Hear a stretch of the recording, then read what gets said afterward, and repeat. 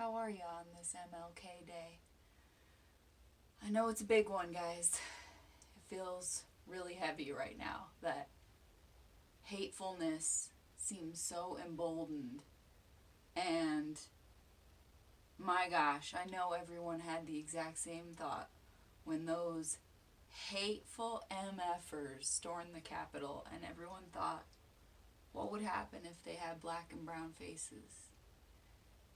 And you watch these handful of cops doing hand-to-hand combat, trying to beat off this mob instead of protecting themselves with a weapon. The psychology of that is just unbelievable to me. Anyway, I'm standing in MLK's light. No way. Trying to get it just right. This is a wonderful piece of art that was in my mom's shop many years back. And it is Martin Luther King Jr. It says, "I have a dream" up here on the flag. There's a peace dove along with a Nez Perce phoenix. And then we've got Chief Joseph over here. And under him it says, "Don't sell the bones of your mother and father."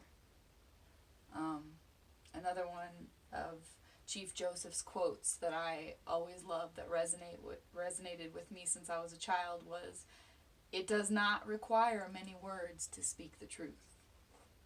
Ain't that the truth? If you don't know about the Nez Perce War, look it up. Read about that shit. It's very important. I've been really struggling today with what to write, and I wrote a new original piece today for my feelings.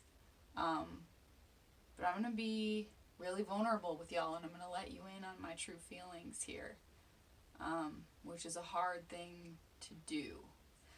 I wore my actual from the 60s revolutionary hat. I wore my actually from the 60s revolutionary coat. Got some great buttons, several of which are from the 60s. This one says "legalize it," from the 60s. This one says "peace or perish." That one's modern. This one says "I am loved." It says "proud to be American, ashamed of my government." Boy howdy. We've also got a 1980s Save the Whales one. Still trying to work on that, I guess. And then this guy just says "love," which seems like the most important theme. Yeah, my heart is just pounding. It's hard to put it all into words. So, I feel like you gotta be really delicate and tread so very lightly these days. And, I don't know how much headway we're going to make treading lightly. I don't know if that's going to work. It feels scary. I use the analogy these days like it feels like every topic is kind of this game of double dutch, and I am very sensitive and not at all athletic, and I wish to please everyone, and I just want to play with everybody, but I'm not really sure where to jump in. Like that story I told you about marching with Momo, my roommate, and us carrying that banner. Like, I felt so held up, and I felt in it. And it's not that there wasn't civil unrest and there wasn't issues. You know, back when we thought that Bush was as bad as it could get for us, boy, what did we know? But I don't know. I feel more afraid than ever, and gosh, I'm trying to show you my feelings, guys. It's hard. Okay, so I'm just gonna dive in. I thought about writing today about my mother's experience, and I've heard this story so many times, and I hear something new in it every time she tells it. But I thought about writing about her experience of being in Washington, D.C. as a young teenager the night that Martin Luther King Jr. was tragically shot. And that story is very dramatic. It's very intense. She broke away from her school group and went with a group of black students because she wanted to dance to blues music with them. And she was dancing with a young black boy, and at some point he turned to her and said, You gotta go. You gotta get out of here. We can't do this. And she took it to heart, like she had done something wrong, or there was something wrong with her, and that was that desire for things to just be better coming through so hard that she didn't realize she could get them hurt just by being there. And it's a really intense story, and it's full of twists and turns, but you know what? It's her story. And the story that I wanted to tell is a little bit more risky, I think. It's a little bit scarier to share with y'all. Because I've gotten grief for a lot less, I'll say that. And I'm just digging down here, guys. I'm getting real vulnerable. I'm like pulling it out. It's like, for me, I feel that if people are always scared that they might say the wrong thing, if they feel so afraid to say the wrong thing that they just stop, then there's no dialogue. The dialogue isn't possible, and it doesn't go anywhere.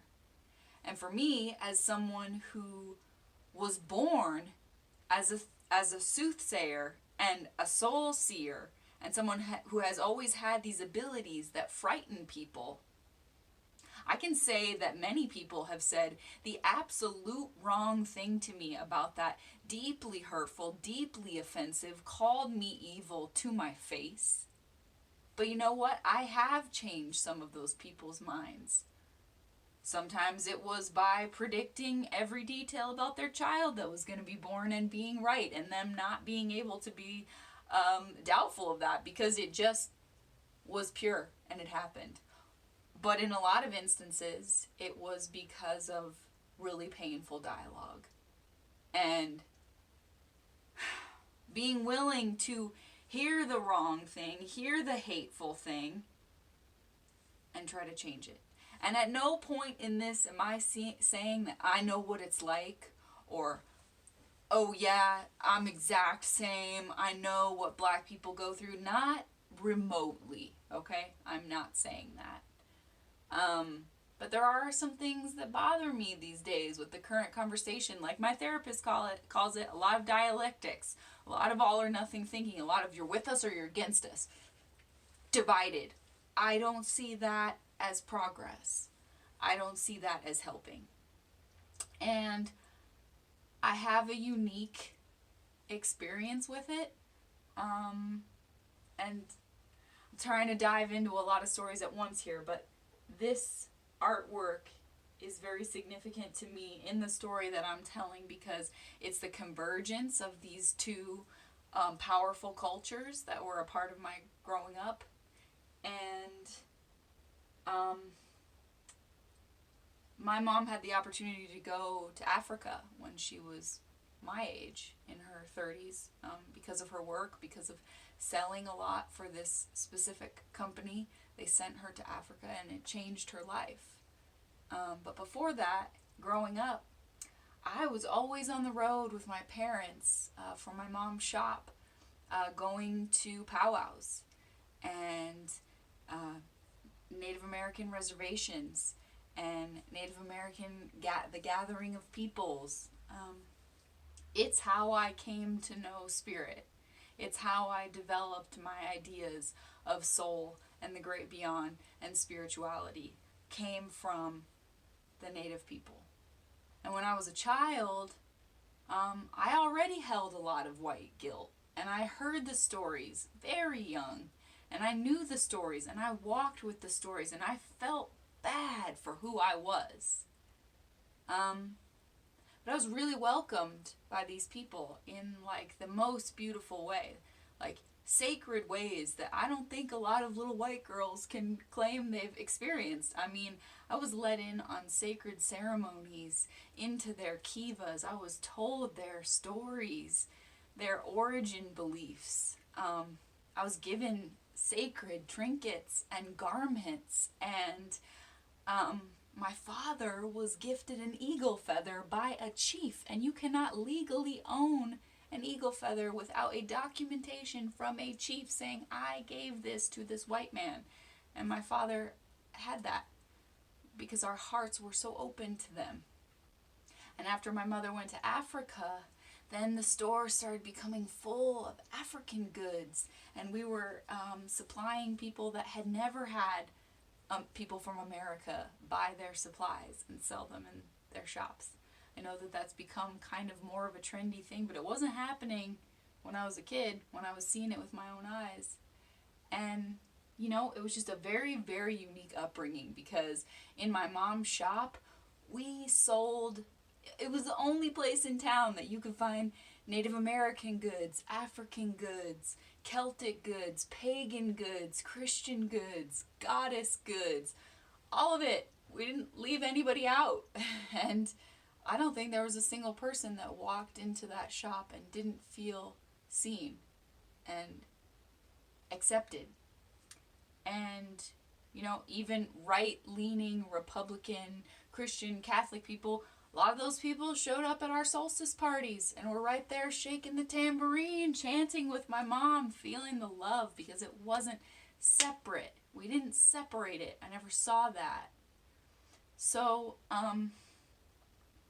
yeah, I just feel very afraid to speak of my stories, or to put on my garments. Like, I have to address it, and I'm so scared to say it, but I have to address it because I understand that cultural appropriation does exist, and I see it in our culture, in our pop culture.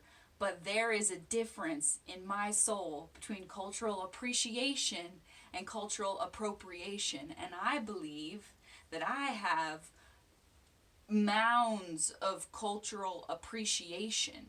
Like, you could even say this hat, like, I'm appropriating black culture from the 70s. Okay, but, like, I've always been of the opinion, and I still am, what culture do we have in America if we don't have black culture and Native American culture and cultures from other places? Like, I'm being serious. I'm asking you. And I always felt at a deficit for this. I always felt starved for this part of life. Like, what am I supposed to identify with and gravitate to? Truly. Like, square dancing? No. Lilith Fair? Like, okay, yeah, I like that music, but my soul did not feel one iota of what it felt listening to Lilith Fair music, or like, yeah, cool, white girl, hippie, blah, whatever. Yes, it's great, it's great, it's great. But my soul felt nothing with that kind of music compared to what I have felt throughout my life, listening to rhythm and blues and jazz and Creole music and music of faraway peoples. Like, I just grew up vibing on that, so I have a really hard time apologizing now for things like my huipil that was given to my father in Guatemala by a woman who made it with her hands for me. He was there for weeks with these people, and she made it for me. This kind man's white daughter back in America. It wasn't made for anyone else. And now I feel scared to wear it because I think someone is going to shame me in public. Or the many Native American garments that I've been given by the people who looked in my eyes and gave them to me as a gift. I don't think that's right. I don't think that's right to have to feel bad about that because I am appreciating something that I have always had a deep, meaningful reverence for. And I'm just not down with this cut and dry idea that as an actor you can't play a gay person if you're a straight person. What? What is acting then? I'm sorry, I'm confused. And yes, people and minorities, trans people need more roles and they need more opportunities. But like, so does everyone who isn't Scarlett Johansson and J-Lo. You know what I mean? Like, yes, I do think that those overlooked communities need more representation. But, geez, I can't only wear prairie clothes and square dancing clothes because I would hate my life. And also, like, from the time I was 6 years old, and this is true facts here, deeply, meaningfully, I am not trying to be cute or quirky or different. I have wanted to be a rapper since I was 6 years old. And when I was 6 years old, listening to rap music and like immersing myself in that shit. The way I was raised, I didn't see how that was controversial for me to want that, because I didn't see I only saw them as people with a skill that I wished I had. I didn't see how that was troublesome for me to say out loud, I want to be a rapper when I grow up.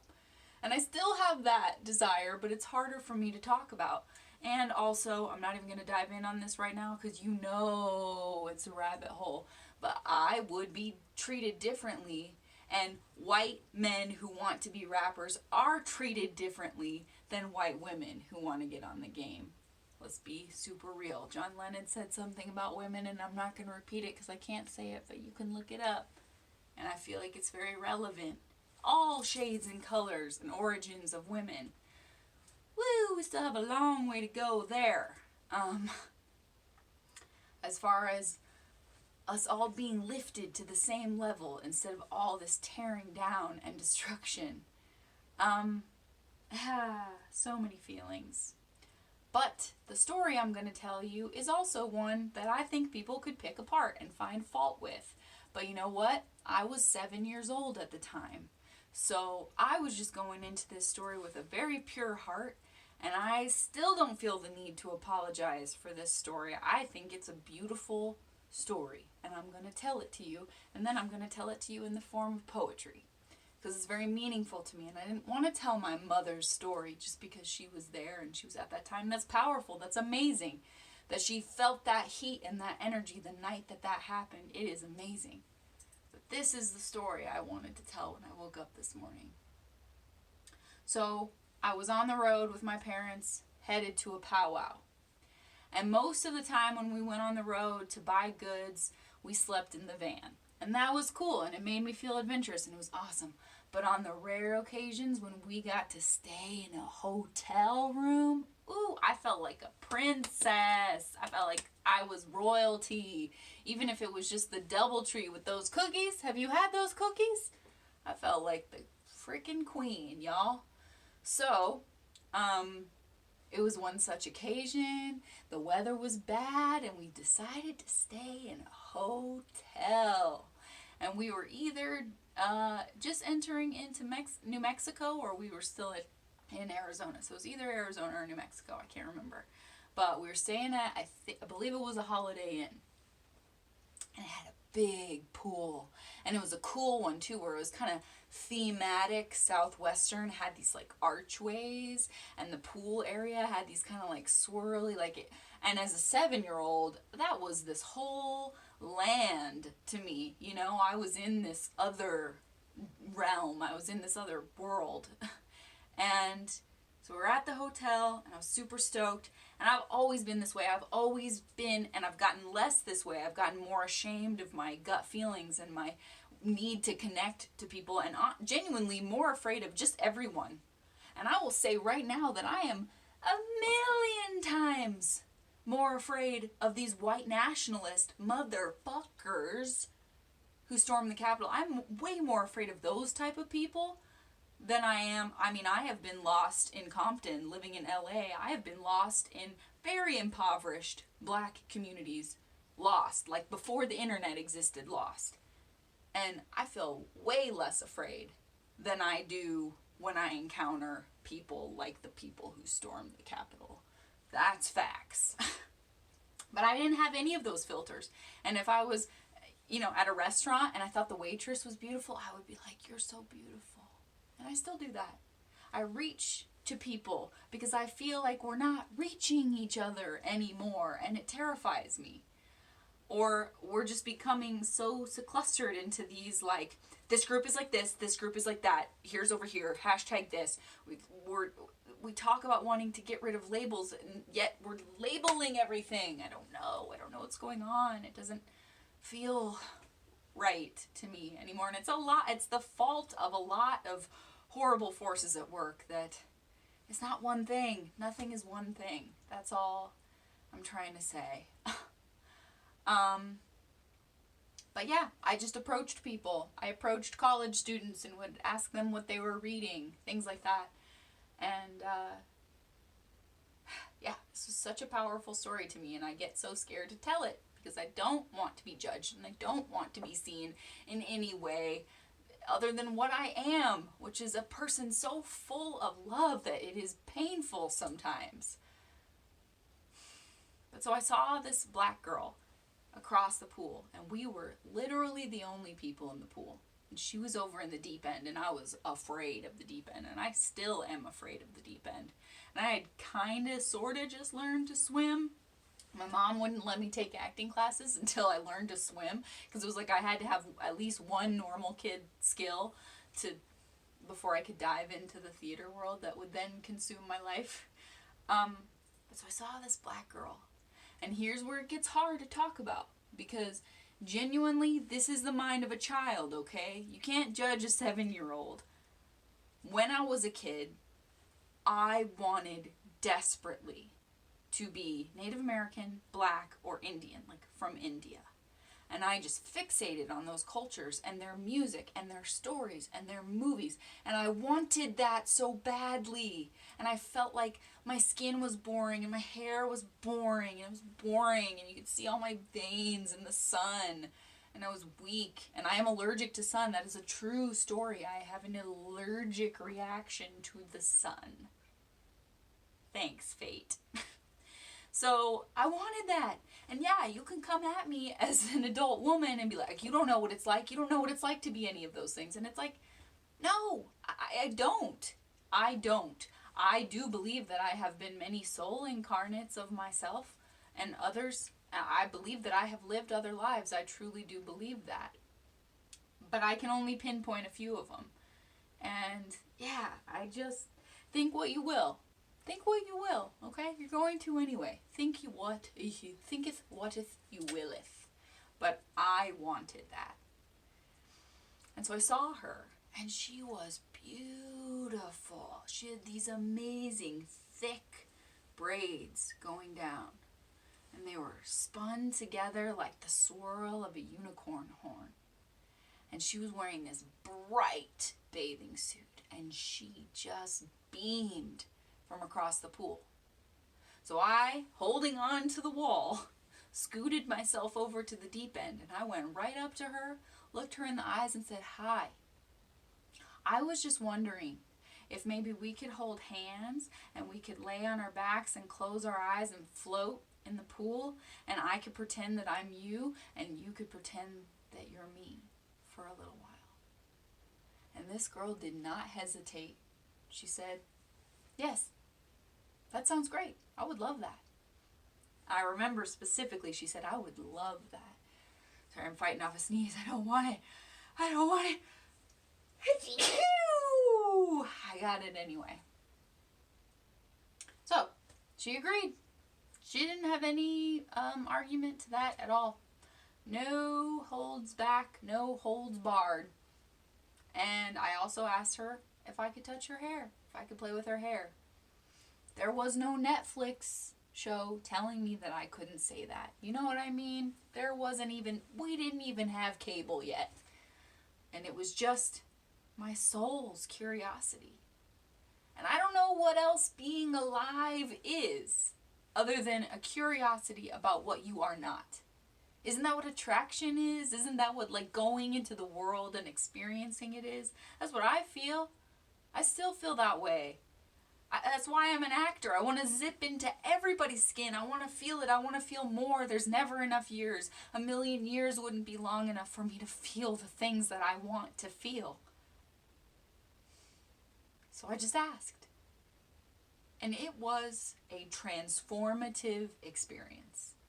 We both truly went there. We didn't care about the grown-ups watching us or what anybody would say. I didn't know her. She didn't know me. I don't even remember her name. But she let me in. She let me go there. And it was so beautiful. And we just gave into it. And played with each other's hair and laughed and splashed each other. And when the moment got too deep and too awkward, we just threw water at each other and threw our floaties at each other and had fun. And then it was time to go to bed and whatever. The moment was gone. but I'm never going to forget it. And I just think that more of that is okay. It's okay to not know. It's okay to be afraid of saying the wrong thing. If you don't say the wrong thing, then you can't learn. You can't grow.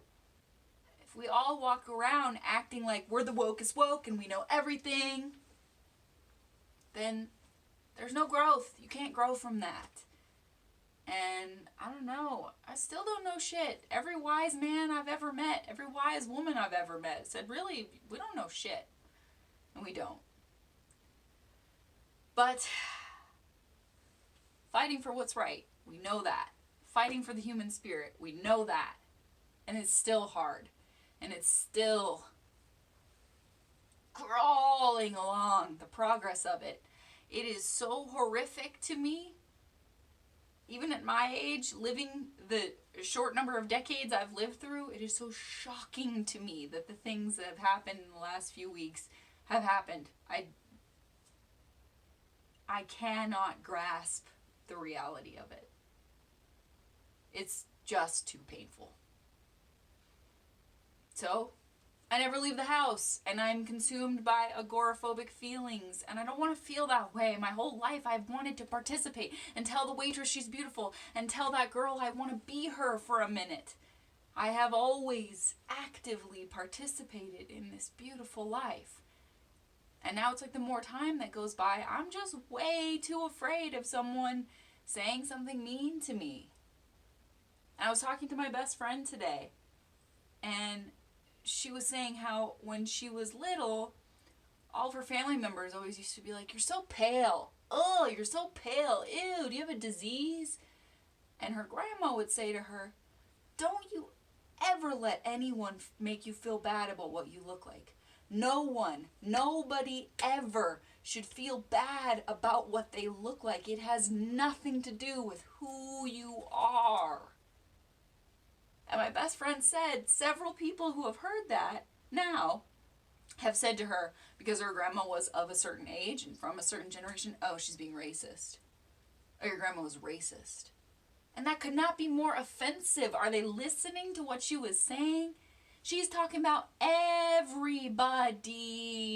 If you are deformed, if you are missing a limb, if you are black, white, purple, people eater, whatever it is that you look like, you should not be ashamed of that. Curvy, swervy, skinny, dorky. We got a bazillion variations on this human experience here. And I just thought that was so crazy. That's crazy making that people would say that. Oh, she's just being racist. What? No. Her words were, no one should ever feel bad about that. You came into the crazy universe this way. You popped in to the scene. Here you are. You're in the story now. Who you are is not what you see in the mirror. I don't know how that could be any clearer, but here we are. I don't know. Crazy shit's going down. People are so ready to tear each other to shreds for what they are, what they look like. It's a horror movie. It scares me so bad. So, I know my heart is in it. I hope that you found what I was trying to give you in that story, but I wrote a poem about it today. So, here it is. I'm going to give it to you, because this is a long one already. Here we go. Thank you, Chief Joseph. Thank you, Martin Luther. This poem is called, Can We Maybe Pretend to Be Each Other for a Bit? She let me in her soul a minute. She let take hold and just begin it. Just jump to 100 and speak my mind. There was nothing to atone for, just for a short time. There was no question of intention or subtext. I felt so bold at the apex. There wasn't generations of regret. There was her and I, and water, and a speck of sky peeking in through one round window. The space that separated us closed in. The pool felt like the size of the ocean.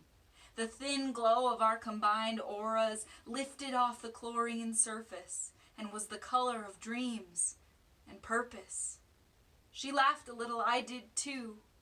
It wasn't something normal people do, but we didn't want to be that anyway. She was as eager as me to float away from the rules and instructions and pressures to behave.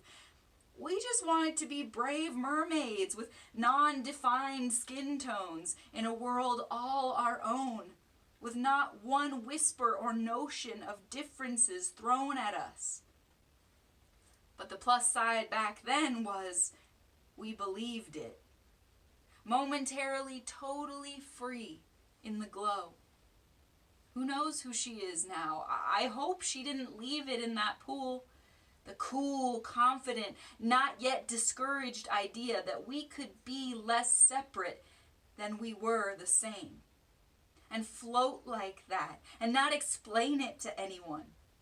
We didn't yet have hate and guns as a part of our weekly diet. We didn't yet know the feeling of tuning in on a string of riots and unrest, understandably motivated by a world which had so digressed. We were just on a quest that only we knew about to figure out what the other one's soul was up to in there and make it fun. Run carefree through the halls of one another's beings for just a spell, expelling no apologies or remorse or fear for our shared curiosity. And let me be clear, we both dove in equally. I channeled her, she channeled me. I saw things even my overly imaginative self could have never dreamed. It seemed to last ages, though I know it was only a moment in a swirling rush to grow up and me fighting it the whole way. And still fighting it today. I've never liked to play what everyone else wants to play. Instead, I've remained the same since that day, wanting genuine exploration instead of the old surface skate. Wanting to be let in at the gates of everyone's story without the risk they might just ignore me. She didn't. Not for a second. It was almost as if she beckoned me with her eyes all alone by the deep end in her neon one piece, daring me to be brave enough to join her. Not sizing me up, but extending a silent invitation to trust my gut and not edit myself the way I'd later be forced to do. Just speak something true and see what occurs. Not protocol to follow, no lines to blur, just a sure and certain exchange of something pure and attainably magical. It's tragic how many times I've fought against the same pull since. I convince myself that my head down is better. Not like I follow the rules to the letter, but I'm much less of a go-getter when it comes to asking to swim within soul switching, even briefly. I suppose it's chiefly a child's chance to take. No fear of being judged, so much less at stake. Not even a hint of fear that such an action could get you raked over the coals mentally for simply having incentive to see things differently. The epiphany for me at the time was that mine was a soul who surely had the fortune to behold many lives that led to this one. When she let me run through the field of her memories, others too came back to me. And I won't defend that to you or anyone, that she showed me we are the sum of many versions of this story. Some lived with failure, some with glory. She did a lot of heavy lifting for me when she taught me in a single pool length to trust my curious and layered soul. To trust my need to ask and to seek, and to trust pressing my cheek to a stranger's face just to know them more. To trust that being different than someone is not a form of war, it's an opportunity to open a never-ending hallway of doors. to then implore others not to talk themselves out of all that there is within souls to explore.